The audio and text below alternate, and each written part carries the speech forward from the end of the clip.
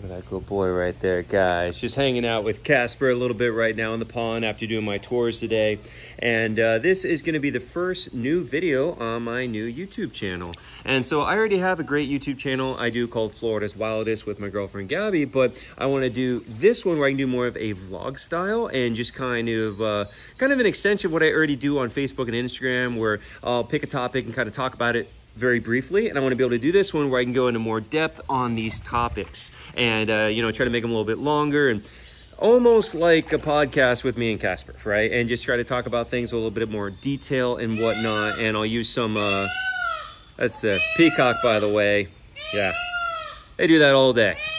I always tell people, if you think a peacock is a beautiful bird and you think they're gorgeous, please take them all from here, okay? Because I cannot stand those things. And every once in a while, he does grab one, by the way. I've seen him eat him. Yeah, taste the rainbow, buddy. All right, so it's pretty awesome. But no, they're beautiful birds. They really are. But man, are they obnoxious. So when I was doing my tour earlier, I had somebody on the tour ask a really good question, you know, one that kind of surprised me in the way that I started to answer it. And so they said, what is the difference between training Casper and a dog? And they even said, like, this is going to sound like a dumb question, but what's the difference between training, you know, an alligator and a dog? And at first it's kind of like, oh yeah, it sounds kind of silly, right? But no, really, there are some major differences I don't think most people would think about, and some big similarities. So talking about similarities, positive reinforcement training, you know, and then capturing the right moment. So these are things that are very important no matter what kind of animal that you're working with, and they translate across the board. So trying to capture the moment correctly basically means, like, when they do what you want them to do, you want to reward at that exact moment, and you don't want to reward behavior that you don't want to have happen, right? So when they're nice and calm, you'll see I'll often feed them, I'll give them a reward for that. But when they're being all crazy, you know, I don't want to reward that. So it's trying to capture that moment correctly is really important no matter what kind of animal you're working with. And then just doing that kind of positive reinforcement. So, you know, giving him a treat for doing what I want him to do, you know. We don't do negative, as in we don't hit them, we don't strike them, anything like that. Now, among pure behavioralists, like, negative can be as simple as when I stop them, that could be negative. So yes, I do stop him. When they're going to bite you, you have to, or you're going to lose your arm. So I don't mean it in the purest form of that kind of thing. I've had some arguments with animal behaviorists on this one. Okay, so, well, not arguments, I was educated. Okay, but yeah, so just the idea that we don't hit the animals is very important, though. You know, when an alligator is coming in to try to bite you, you do have to stop them, of course, because they will grab you, right? But you don't ever want to strike the animal, right? So you'll often see me with the stick. I'll use that to block them. I'll even put it in their mouth, and that doesn't hurt them, but it's like a tongue depressor. It tastes good, you know, so they're going to back up if you do that too. But the importance of not hitting them is something I do like to touch on as well, just because a lot of places do. And a lot of places do hit their gators because they're like, oh, it's a giant predator, it's going to attack me. And so people are afraid and they hit them, or they are simply uneducated or callous and they think that the animal doesn't feel pain or something like that. It's not so much that you're going to injure them, most likely. You can, but most likely not that you would injure him, but they do feel pain and they will associate you with that. And like, you would never be able to do this. Like when I'm hanging out with him all nice and close like this, that's because he trusts me and he knows that I'm not going to hurt him, so he doesn't feel the need to be defensive and try to hurt me, right? And so that's a really important part right there. And you don't get that if you're hitting them.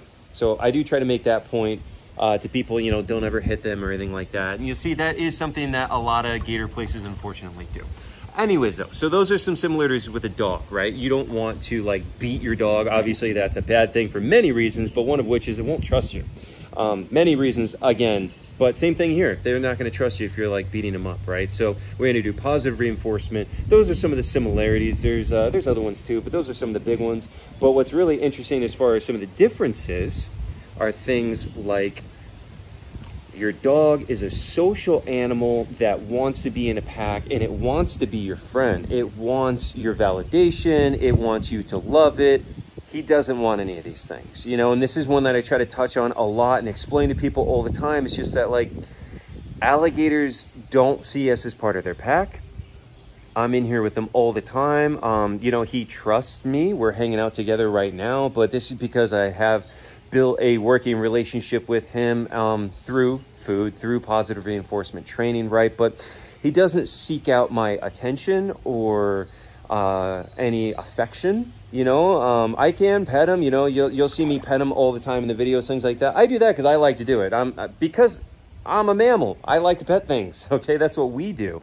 I do it for me, not really for him. Sometimes I'll touch them, you know, to learn their behavior or to see if it's going to get a certain kind of response. But I'm not touching him because he enjoys the affection of it, because they don't, you know. In fact, he started swimming away as soon as I did that, if you noticed. So it's not so much that, you know, they do not enjoy or seek out the affection with you like a dog does. So right off the bat right there, one of your big bonding things with a dog is playing upon its social nature and its pack nature. And you can't do that with these guys. You know, they don't do that. And especially they don't do that with humans. So that's one right there. Another really big difference is that alligators can see people as food. Now, in the wild, alligators, let me clarify this. In the wild, alligator attacks are rare. They don't generally see people as a food source, and they are not seeking out humans as food. There's over 1 million gators in the state of Florida. If they really want to eat people, people will die every day. I repeat this one all the time. So it's not so much that they're hunting people all the time, but they do occasionally eat somebody. And, you know, we are potentially on the menu when we find ourselves in really bad situations.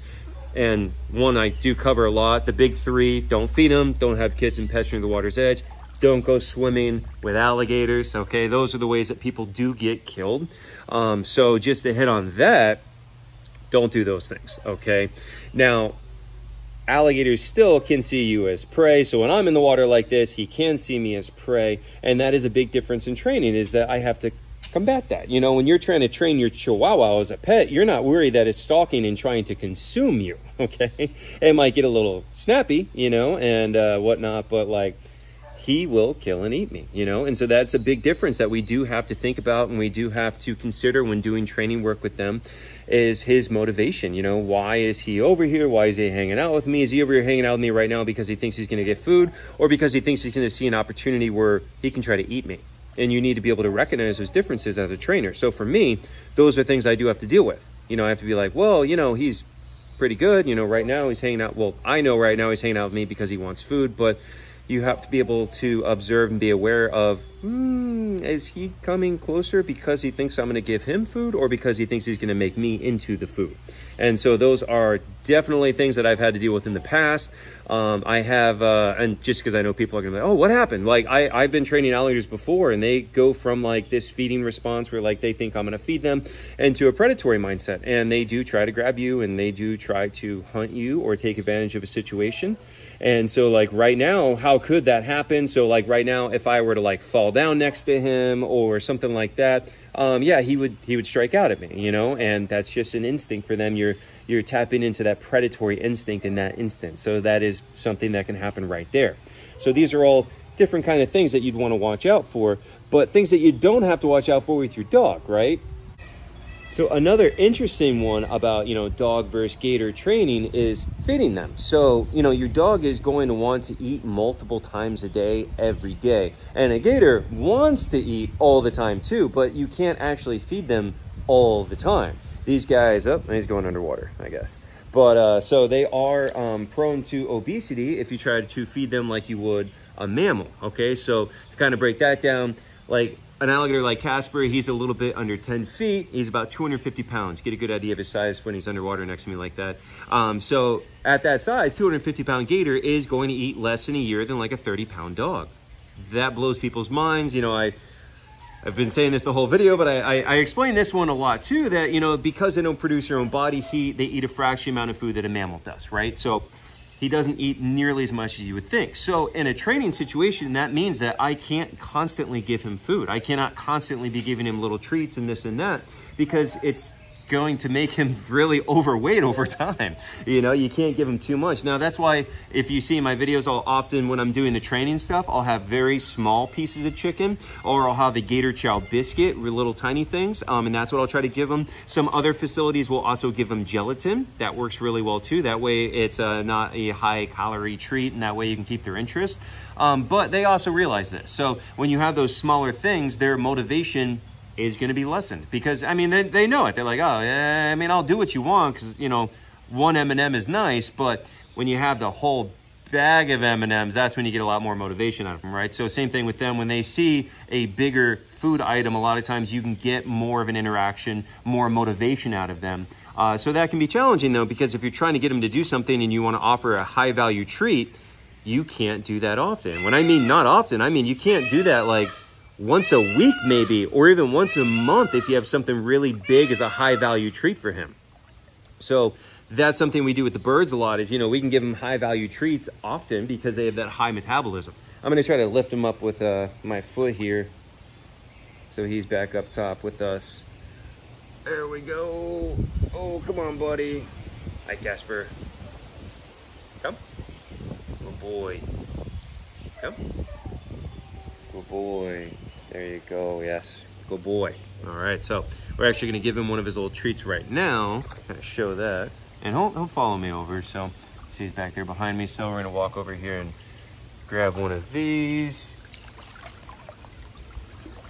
Casper, come. See him put on the speed a little bit there. Come on, buddy.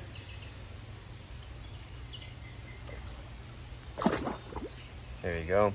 So that was a Gator Chow biscuit right there. So that's that ground up chicken and fish and whatnot made into a little pellet that I do give him. I like to use those when I'm doing the tours like this because they float, so it works really well. We'll also give him, you know, little pieces of chopped up meat like I was saying earlier, but I do like using the little Gator Chow biscuit since it does float in here. It makes it a lot easier. But, oh, now he's chewing on the gate over here. Easy, buddy. No, there's a leaf over there. That's what that was. There you go. So he'll investigate the leaves all the time. But yeah, so coming back to the training thing, you know, what we're talking about, basically the core of the idea here is that there are many similarities between training all kinds of animals, like staying calm, like not being threatening, not hurting the animal, you know. So these are things that translate across basically any kind of animal you might be working with. But then there are also big differences when you're talking about an animal that sees you as potential prey, that can easily kill you and has completely different instincts, you know, like training with reptiles versus mammals. I mean, the way the brain circuitry is just completely different, but also, again, similar in many ways. So it's a very nuanced conversation, and that's why I kind of wanted to talk about this in a long form video like this instead of like when I'm on Instagram when I have a minute to cover a very complicated topic and I have to condense all these words in a very and yeah, if you watch my videos you can tell sometimes, man, I'm really trying to cram a long nuanced conversation into a 1 minute clip, and it just doesn't work. So that's why I do like trying to do these longer videos where I can really go into greater detail. Hopefully you guys like them too. I know most people's attention span is probably not going to last through the entirety of the video, but you know, this is my first try at this sort of thing. So let me know what you think. Leave a comment. Let me know what other kind of topics you think I should talk about in this manner. And you know, if people like this, I'll do more of them. If they don't, you know, we might bomb it out, whatever. We'll see how it goes. But either way, guys, if you did enjoy the video, please like, comment, share. It's what everybody says on here, and hope you enjoyed it, and we'll see you on the next one.